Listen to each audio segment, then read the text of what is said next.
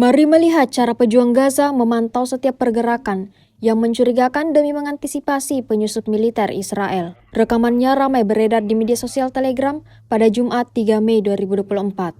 Dalam rekaman tersebut dapat dilihat bagaimana pejuang Gaza dengan teliti memantau melalui monitor setiap orang yang masuk ke dalam kawasan yang dijaga ketat. Mereka juga tampak terus berkomunikasi satu sama lain jika melihat pergerakan yang mencurigakan. Brigade Jenin terus konsisten mengintensifkan kehadirannya di jalan-jalan utama menuju camp untuk membimbing pengemudi kendaraan agar mematuhi instruksi keselamatan guna menjaga keamanan mujahidin dan keselamatan warga di wilayah yang dikuasai perlawanan.